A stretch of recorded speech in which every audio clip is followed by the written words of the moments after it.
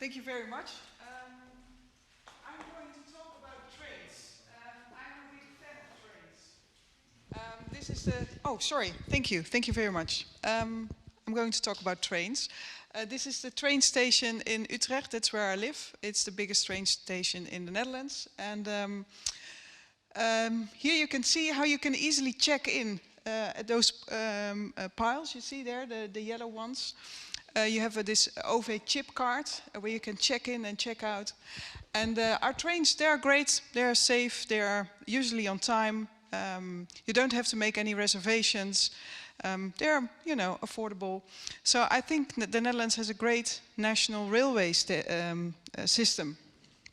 We also have regional railway companies in the Netherlands. And that's good because most of the Netherlands thinks that only you can live here. So there's not a lot of attention, for example, in the north or in the south. So it's very good that local railway companies also offer their services right there. And I think that's also very well organized because they use the same train tracks. And there's one app, one website where I can organize my whole travel, even if it's with the national railway and regional railway.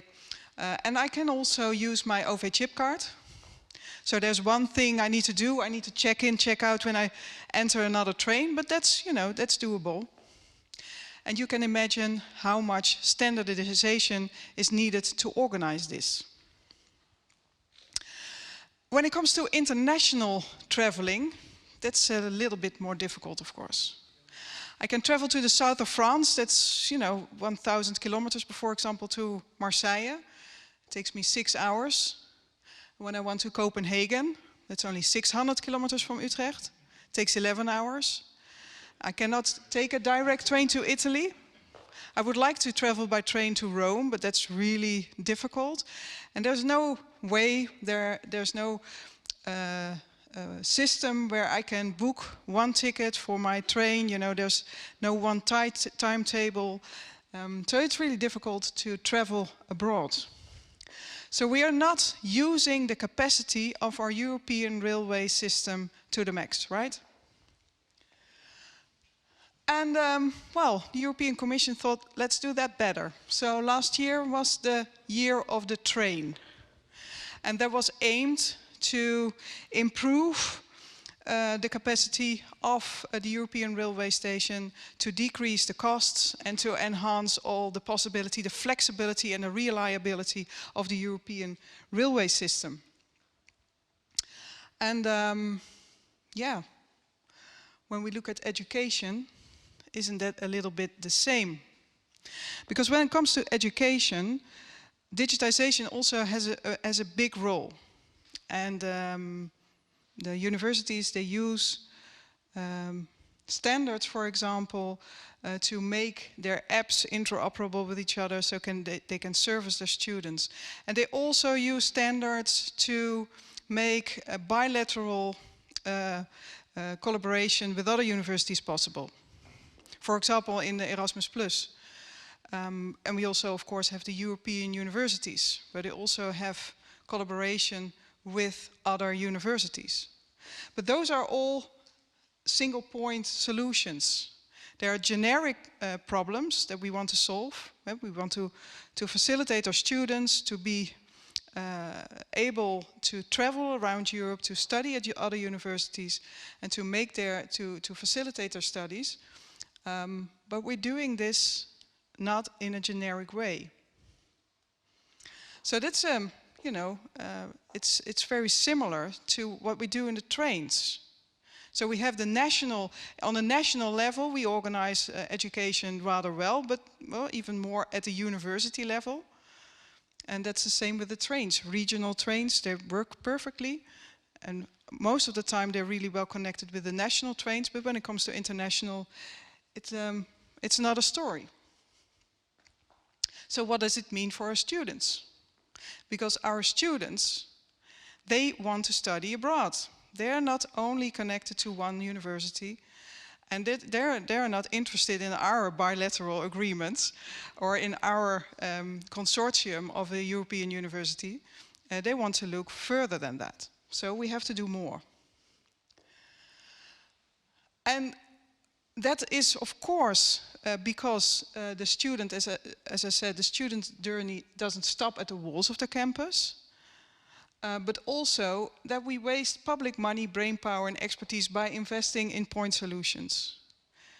And these solutions, as we know, this expertise is very scarce, and we are investing it. So we were talking in the lunch break, we have too much money, so we can afford to do this.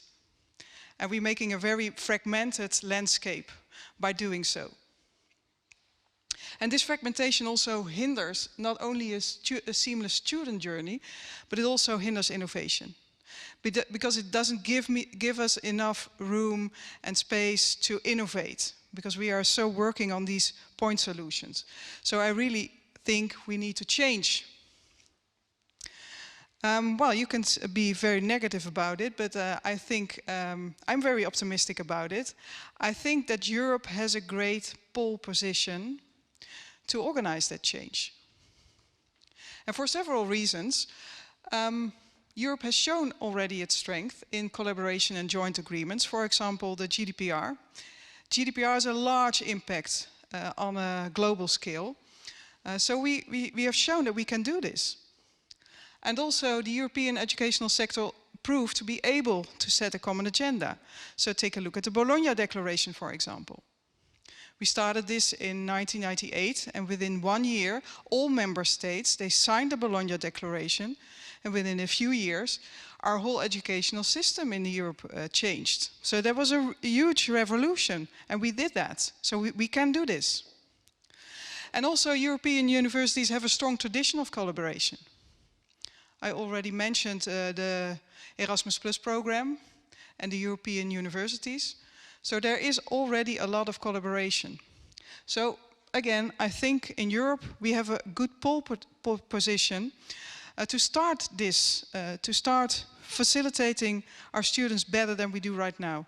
I think we should do this on a global level, but that's really a task, and I think if we start in Europe, there will be a great starting point.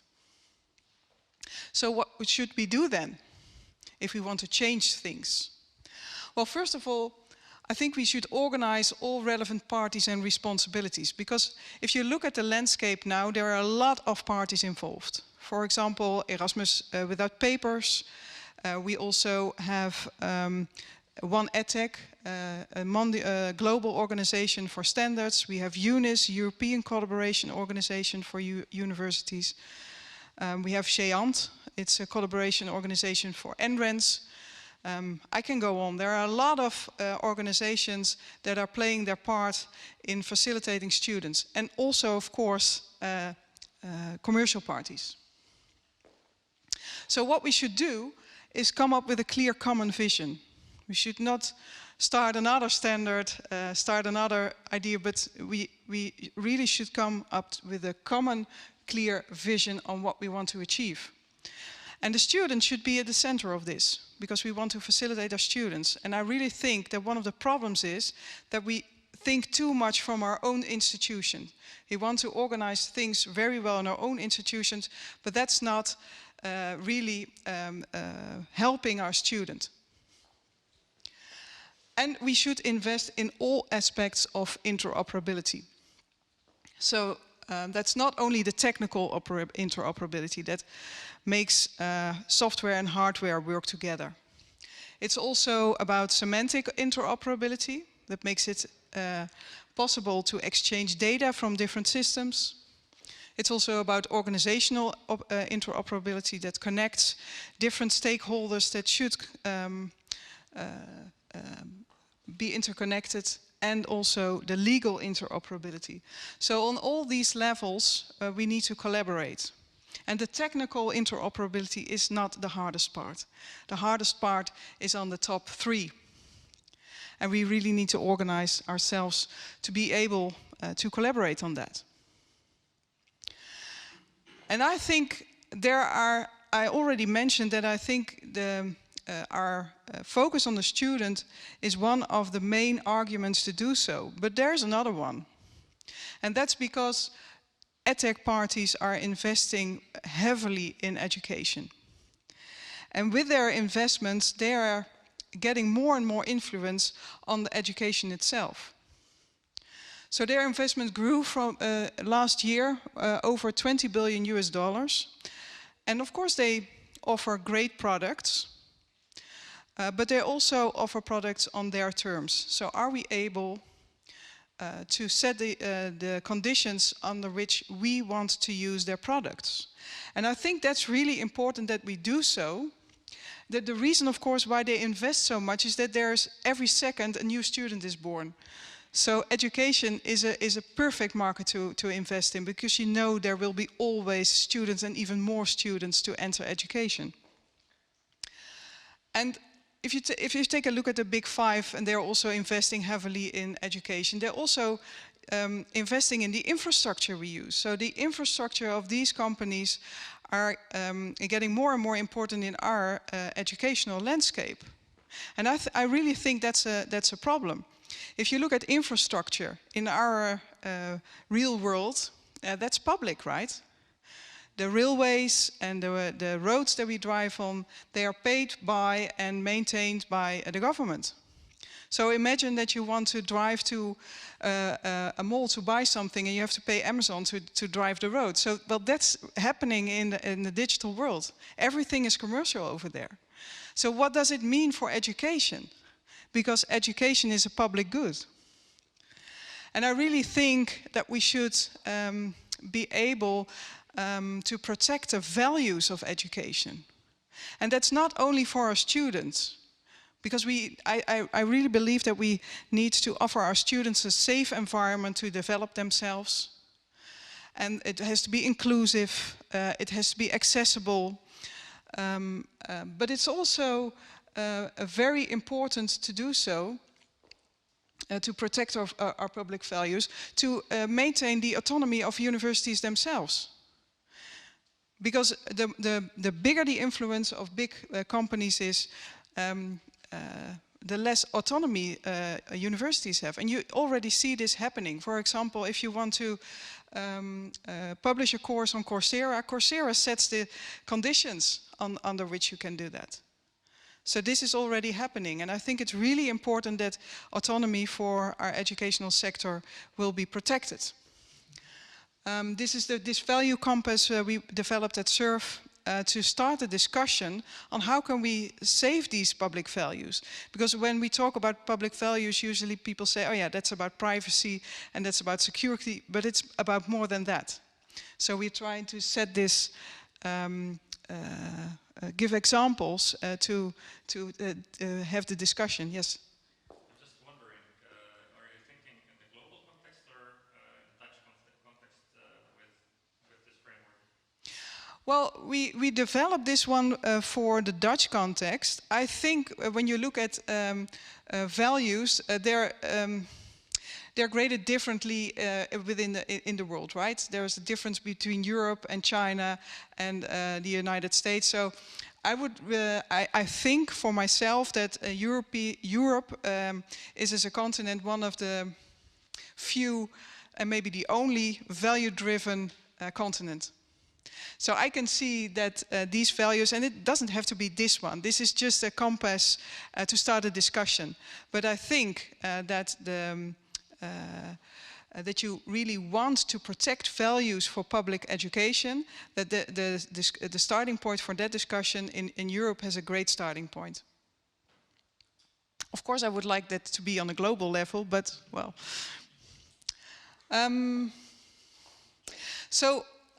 I really think to achieve that is that we should agree on things like we did in the Bologna Declaration. And I think right now it's time for the Bologna Declaration 2.0. The Bologna Declaration in 1999 was to harmonize the educational infrastructure in Europe. And I think really now it's time to harmonize the digital infrastructure for education. And I think the strong point of the Bologna Declaration was that all member states signed the Bologna Declaration. So they committed themselves to change, even if they really didn't know what to change right then. Because the Bologna Declaration was a process, right? When we started that, we didn't know exactly what would happen then. And I think the same is here with the digital infrastructure. We don't know exactly what we are going to achieve together, but we have to have a common goal and we have to agree on that. I think if we can achieve that, that would be very powerful. And if I say we, so who am I talking about? And I think that's the problem, because there are so many players right now and nobody is responsible.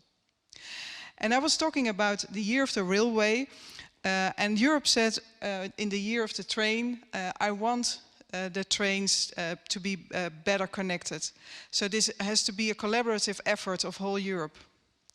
And the European Commission said, well, just do it. But the member states, they didn't do it. So now Frans Timmermans, he's the commissioner, and he said, okay, I give you 1 more year, and if you don't do it, then I force you to do it, one ticketing system, one timetable, etc. But that's not going to happen with education, because there's autonomy of education in all the member states. So there's this dilemma, because it can help, of course, if you have this incentive. Well, incentive, it's rather a stick, right? But they can help to enforce some changes. And but that's not going to happen. So we have to take responsibility ourselves.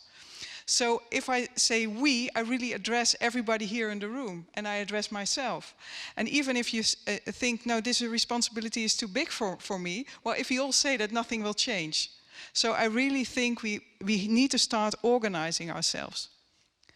And we have been talking about this on several occasions the last months. So there are getting some initiatives started.